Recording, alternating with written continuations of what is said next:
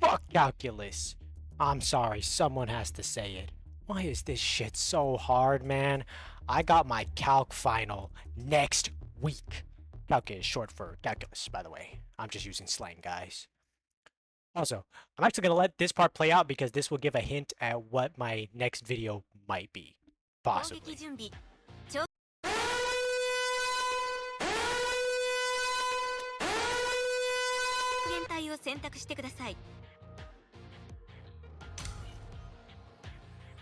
Oh my lord. No fucking way, bro. Man, I'm just having a bad day and it's getting worse, bro. No fucking shot, bro. Oh.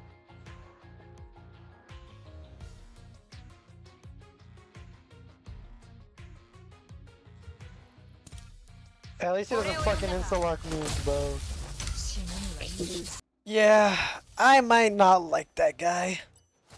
Anyway, back to my rant.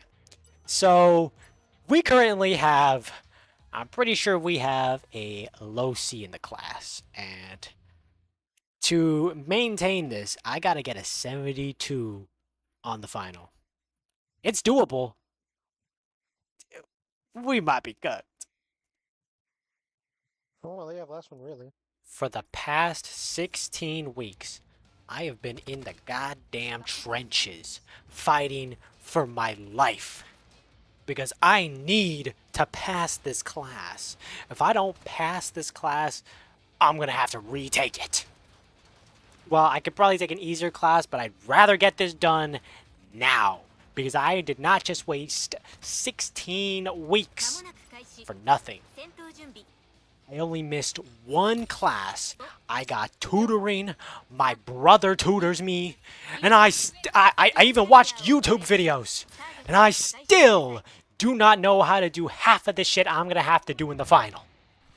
And while mostly it may be my fault, I guess for not understanding, I do want to put a little bit of blame on my teacher. Like, this guy's kind of funny, I won't lie, but this class was just not for me, because this guy does 2 lessons every session, and I'm there twice a week. So in a week, when we go through 4 lessons, almost an entire chapter's worth of calculus. Like, if I already don't understand, like, the first lesson, how am I going to understand the second lesson? And then I have 1 day to do homework, or to, like, finish it up. And then we're on to the next 2. Because it's a Tuesday, Thursday class. And you want to know what makes it worse? I have a job! I'm sorry, I should have put a J word warning. But, like, I work on Wednesday. Or usually work on Wednesday. Low-key, my hours have been cut, and I'm not complaining. Because I need this extra time to do my fucking homework. Or at least try to understand it. The days I don't go to school, I'm probably working. That's why I'm always busy, and that's why I don't upload anything.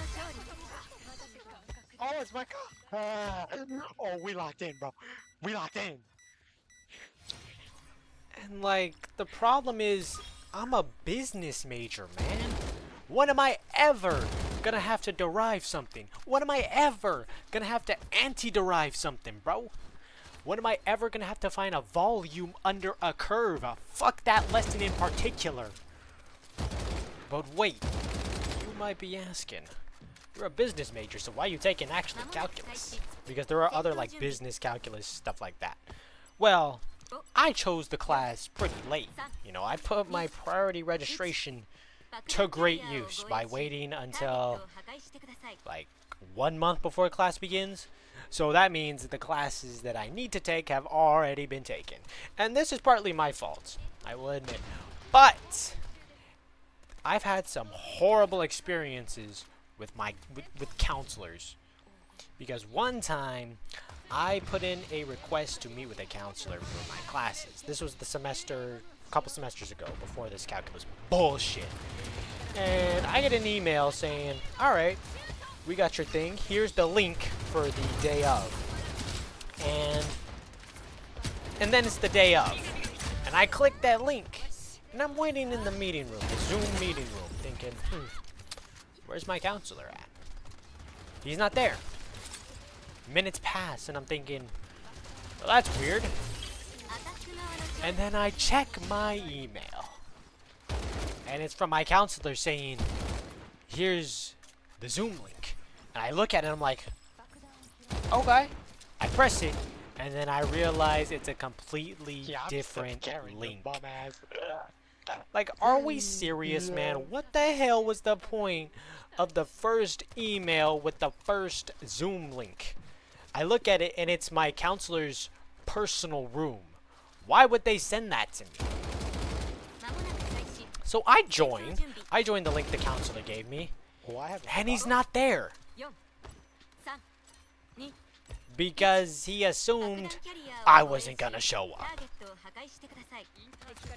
And I had to wing it and choose classes on my own because also at that time, most of the classes were already taken.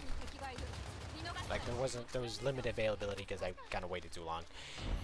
And now I had to do it on my own thinking like, is this class actually useful for me or not? You know what? Let me actually put my professor name, part of my name, to good use. Let's do some calculus problems. It'll be something I can actually teach. We're going to be learning about deriving, anti-deriving, u sub, and yeah, just those three. So first, let's make a problem here. So let's get x to the 20th power to make it easy to understand. Plus x squared plus 1. Now, derive this. Now, what does deriving mean? Honestly, I don't know. I'm pretty sure it's like the relation between like a certain point on a certain line on a graph, but fuck all that. Who cares? The easy way to derive something is this. You see this x20? Bring it to the front. So we have 20 x, and you gotta minus this because you're bringing it down minus 1 to the 19th power. To the 19th power. You know those fucking Khan Academy videos where the guy's like just repeating himself over and over as he's like typing it or writing it. Also, sorry, I got a new iPad and my old Apple Pencil does not work on that because Apple's greedy ass had to change the fucking charging port. So I can't use that Apple Pencil. So you're gonna have to stick with this horrible handwriting on fucking autodraw.com. Anyway, back to the problem. So here we do the same thing. Bring it down. Well, the sign's going to be the same. Bring it down. X. Now, if you minus 2 minus 1 is 1. So it's just x to the 1 or just x. And then whenever you have this, it just becomes 0. All right, does that make sense? Because there's no x to bring over, so it's just 0. Now, that's the shortcut method. I also had to learn the long method. And the long method is fucking AIDS. So I'm not going to do that. But trust me, it is not as easy as just bringing that shit down. Okay, so we've learned how to derive. Do we have any questions? No, that's pretty simple. Like if you just taught me how to do that, that's easy. It works with any other thing. Also, do not ask me about trigonomic functions. If you don't even know what I'm talking about with what I mean by trigonomic functions, that's a good thing. But if you ask me about trigonomic functions, I will not be able to help you. Also, don't even ask me about calculus in general, bro. I cannot help you unless it's like the simple shit. Okay. So now let's talk about anti-derivatives. And I like to call it anti-diffing because we diff the problem. You know what I'm saying?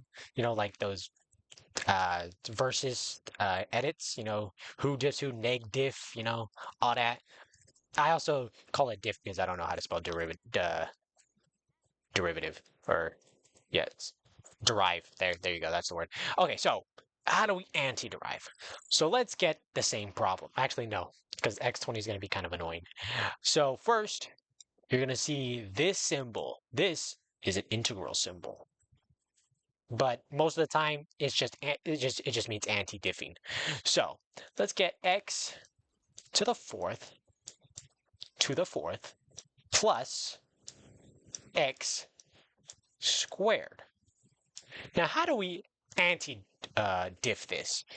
And so the concept of anti-diffing is basically doing the reverse. So that means this is going to have to go back up, and we're going to have to add 1 because that's how you bring it down.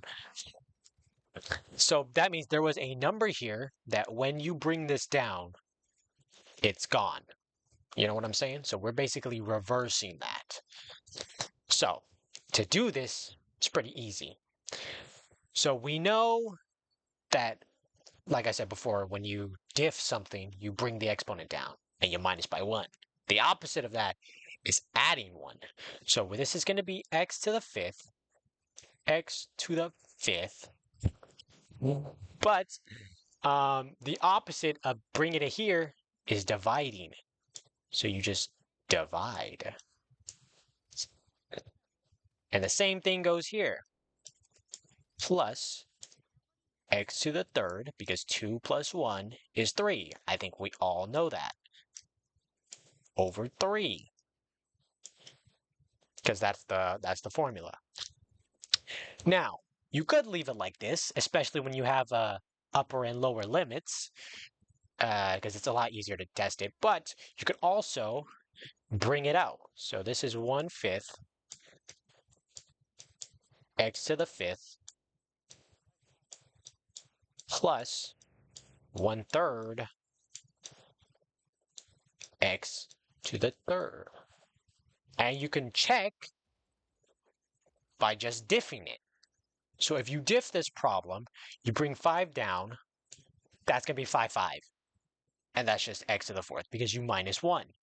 The same thing here. And that's what I like about this part of calculus. It's pretty simple and easy to check whether you've done something wrong or something like that. So let's say you got a upper and lower limit. That's really easy. We'll just go over that. So some limits are like this. Your upper limit's 1, lower limit's 0.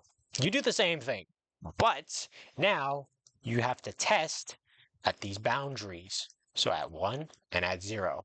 At 0, this is just going to be 0. That doesn't matter.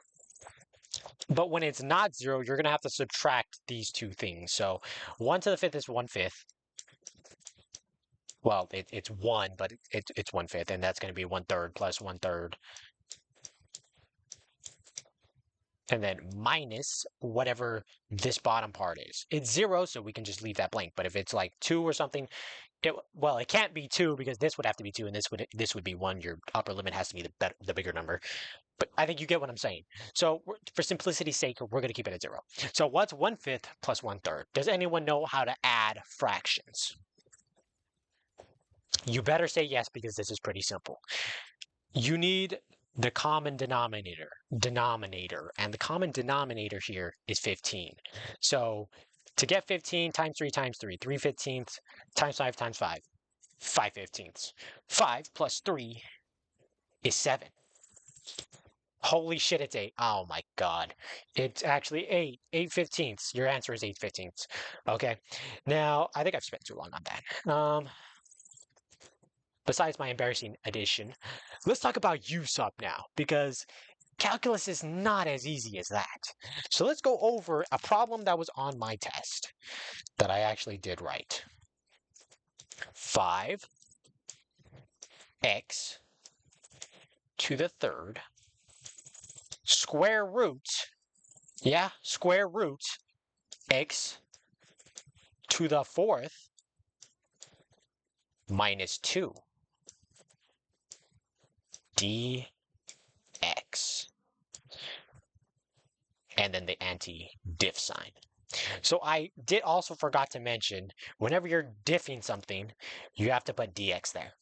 And whenever you're anti-diffing something, you will also have to put dx there, but you will also have to put plus c, because because to anti-diff something, to get that the problem before, I'm not going to write it down again, but I had to put plus C because C can be anything that is not X. You know what I'm saying? Like, it's not CX, it's C, like 1, 2, 3, or 4, because if you diff that number, it's gone. So that means a number has to be there for the problem to work. So I actually would have lost points on my test, and I did lose points because I forgot to put C on this stupid equation. All right, so looking at the anti-div sign, we will have to anti-derive this. But how do we even start? That's a good question, because there's a lot going on in this problem. We have a square root of fucking x to the fourth minus 1 in there. Like, where's the real world application for this? Like, anyway, let's erase this plus C. We will have to put plus C, though. So, how about we just let this be U, the letter U. So, if we set the rule, because we are like the god of this, like we can set rules. Our rule is that the letter U equals this problem, x to the fourth minus 1. Okay, we set the rule. Now, what do we do with this rule? Well, first, we have to diff this rule. So the d of u, du, diff of u, easy way to remember, is, hold on, I'll let you guys work this one out. Do the simple method. It's just x3. I don't have space. You're also supposed to have dx there. So let me erase this really quick. Then we put du x3 dx. Okay. Now, there's one more step. We have to find, oh, actually, no, whoops, there is supposed to be a 4 there. Holy fuck. WT shoot. Okay, this problem is not done yet because this 4 is kind of causing us some problems. So, let's take it to du. Let's give it to du really quick. So that means we divide this by 4, and we divide this by 4. Because you know the old rule, whatever you do to one side, you gotta do it to the other. So, this means that du, which is the diff of u, over 4 is equal to x cubed dx. Now, let's bring this back to our problem. This 5 is just going to wait outside. You know what I'm saying? Get that anti-diff sign, and we have x cubed plus u, or square root u, because there's a square root here. But hold on. Remember our rules here? Du is equal to x cubed dx. So this x cubed is just du over 4. So that means we have u to the 1/2 power, which is basically square root, or you could just write square root, but I think to anti-diff this, you will have to put it in a fractional. That's a u, by the way, not a 4. Du over 4. And from the other, actually, no. So right now we have this. Now it's time to anti-diff. So to anti-diff this, with fractions, it's just the same as well. So first, we need to add. Now, 1/2 plus 1 is equivalent to 2 over 2. Do you guys agree? I hope you do. So that is u to the 3/2. But remember, you would have to divide over 3/2. But wait, dividing by a fraction is the same as the reciprocal. I hope you guys know what reciprocal means. And the reciprocal of 3 over 2 is 2 over 3. So we've anti-diffed u. It's time for du. This du over 4 is the same thing as 1/4 times du. If you remember from my previous anti-diff or deriving thing, when we checked it, before we did the checking. Hopefully you understand. So this 1/4 is going to go right here. Remember, we still have 5. We still have 5 out here. 5 has not come inside the house yet. So we got to multiply this. And that is 2 over 12, which is 1/6. So right now, and du is just going to go away. I don't know what happens to it, but it just goes away. So what do we have now? We have 5 times 2 over 12, which is 1/6. So we have 1/6 u 3 halves. So we're not done yet. We got to multiply. So that just becomes 5/6 u to the 3 halves. Now, we could be finished there, but also your teacher, your calculus. Wait! Does anyone know what I did wrong? I literally did it again. Oh my goodness. There we go. You need a plus c. Okay, so the real answer is 5/6 u to the 3 halves plus c. And u equals x to the 4th minus 1. So you just put x to the 4th minus 1 in that u. Parentheses to the 3 halves. I don't want to write that down because there's... You know what? I'll write it down. It's going to look like this. X to the 4th minus 1, parenthesis, 3 halves. That sounds pretty simple. Well, I guess to me because I understood u sub. Until we get to this other problem I'm about to show you. So this is how it would look. 5/6 would be right here. I'm not going to write that down. Plus c. There we go. That is u sub. Now let's go to a harder problem. This was also on my test. So this is next. Okay, it looks pretty complicated, but let's remember, we set the rules. Okay, so let's let you be this. Most of the time, it's going to be something in your square root. They call it radical, whatever they call it. I just call it square root. So u is 2 plus x squared. Now, do you remember what we need next? The diff of u.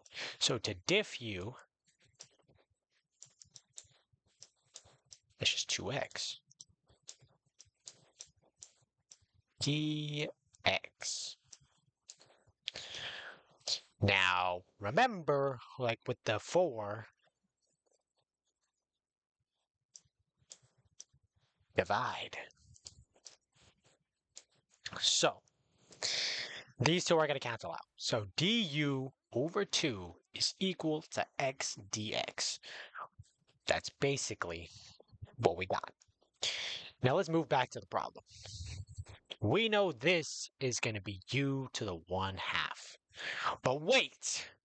We got x cubed over here. This thing is fucking us up. Because last problem, we conveniently had that x to the cube du over 2 conveniently being x cubed dx. Here, du over 2 is only equal to x dx, not x cubed dx. So we have to do something here. Well, sorry. What do we have to do? We have to undistribute. It'll make sense right now. So, anti-diff sign. U to the 1 half times x squared x dx. Now you see where, hopefully you understand where this x came from. It came from one here. That's supposed to be a 2. Because if you were to multiply this in, it would just be x to the cube. So it is okay to write it out like this. So now we have u1/2 x squared x dx. But wait! X dx is still a problem. Actually, no, the x squared is the problem now. Because this guy just can't go away. We did use one of his x's to become dx, but he's still x squared. How do we get rid of this guy? Honestly, this is where I got stuck. And I didn't know how. But I set this up all right. And I still got minus all points. Like, please, bro. Can you at least give me like 1 point? I set it up correctly. Well, kind of. Like, I set this up. Can I get my teacher? Sorry, we're not gonna talk about that. Okay. Anyway,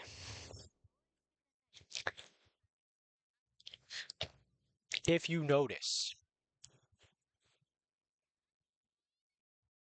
I hope you can see my mouse.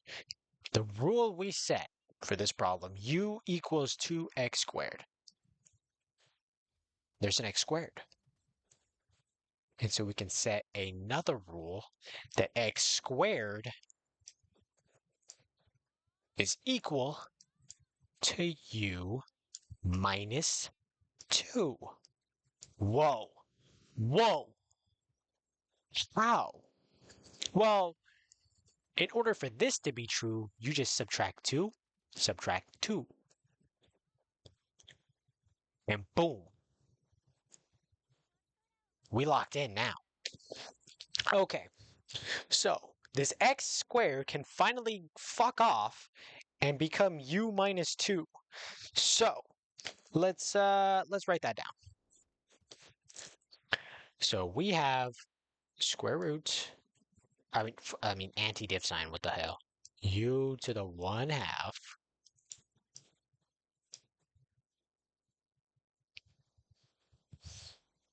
And then u minus 2. And I'm gonna do a little. Oh my god! I cannot write 2's. 2. I'm gonna do a little shortcut here. I'll explain it right now. Okay, so why did I put divided by 2? Because du over 2 is equal to x dx. Remember, we could just turn that into du.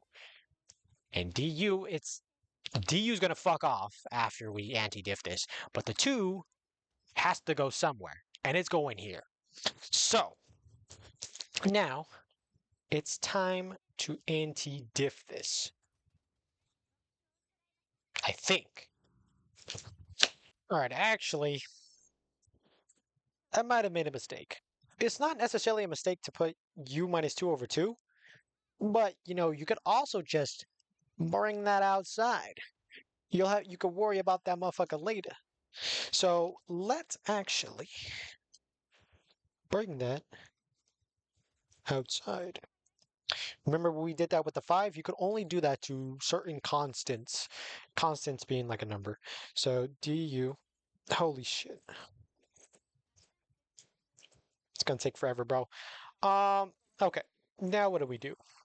I hope these parentheses give a hint to my fellow viewers. You're gonna have to distribute. So you have to distribute u to the 1/2 to u and minus 2. So after that, you have u to the 3/2 because 1/2, this is equivalent to 1/1. Yeah, so okay, what I'm trying to say, this is equivalent to the 1 power, and so that's 2 over 2. So when you multiply exponents, you just add them. So that's going to be 3 over 2. And that's going to be 2u 1/2. You still got to anti-diff this. So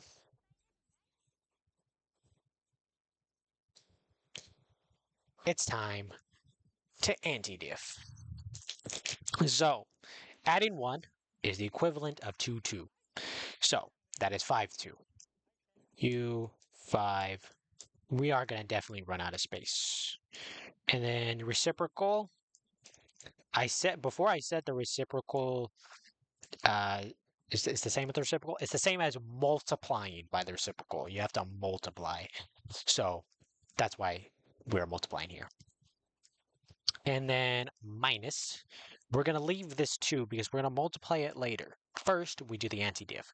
3, 2, U, oh, Jesus. U, oh, Lord, I don't have space. 2, 3. 2, 3 is supposed to be here. We're going to squeeze that in. Oh my goodness, sorry. That's going to look beautiful. Okay. So now we... Oh, okay, I see. I'm sorry. I'm looking at the answer, the review key, because I myself don't know how to do this fucking problem. Sorry, we're getting off track. So you remember the 1/2 that's supposed to be here? Forgot to write it here. Yeah, it's time to distribute that. So this 2 is going to get canceled, and this is going to become 1/5. Can I write right here? Okay, cool. So we have 1/5 U 5/2 minus 2/3. Oh my god, that doesn't even. 2/3. Dude, I wonder how long this is gonna be. U3. We're almost done. We are almost done to the 3/2. So now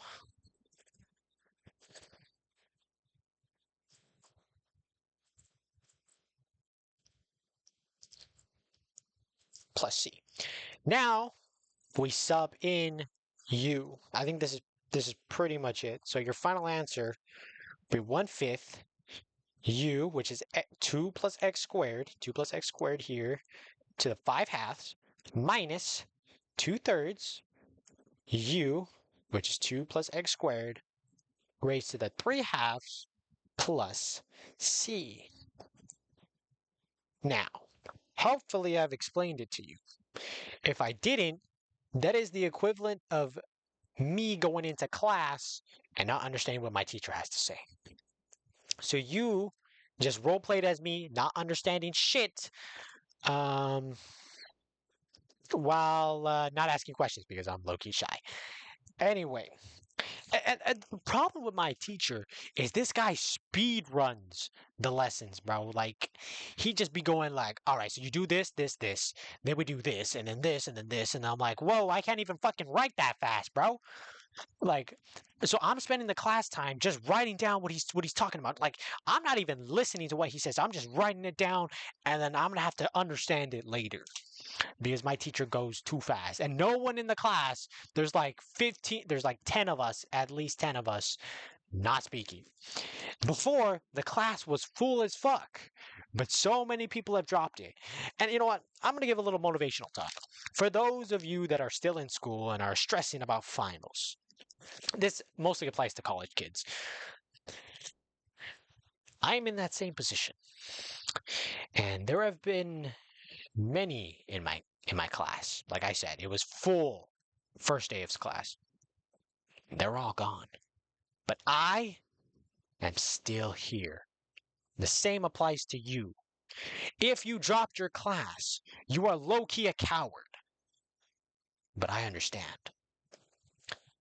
But to those that have thugged it out, that have persisted until the final exam, you guys got this. And even if you don't, you can keep your head up high because you survived. You put yourself through hell. And you're able to come back alive because you didn't drop your class. When things got tough, you didn't give up. You persisted through. And that is something to be proud of. Like, I'm proud of myself for actually getting through this class. I wanted to drop it so many times. But if I did, it wasn't going to solve any problems. It was just going to push it to the next semester when time's running out. It, I'm not going to explain why I said that, but so good luck to anyone doing, their finals. I hope my pep talk gave you a little bit of motivation. Um, yeah, this was amazing. I can't wait to have to do this in less than a week because it is literally in a couple of days if I upload this before Tuesday. My final is literally Tuesday. Tuesday. And it is right now Saturday. The Saturday before the exam. In conclusion, fuck you, Isaac Newton. He's the guy who invented calc. And calc is short for calculus, by the way. I'm just using slang, guys. Anyway, this is why I made you in WWE and beat your ass on the daily. Whenever I get home after getting fucked by calculus, I do the fucking and fuck Isaac Newton. Yeah.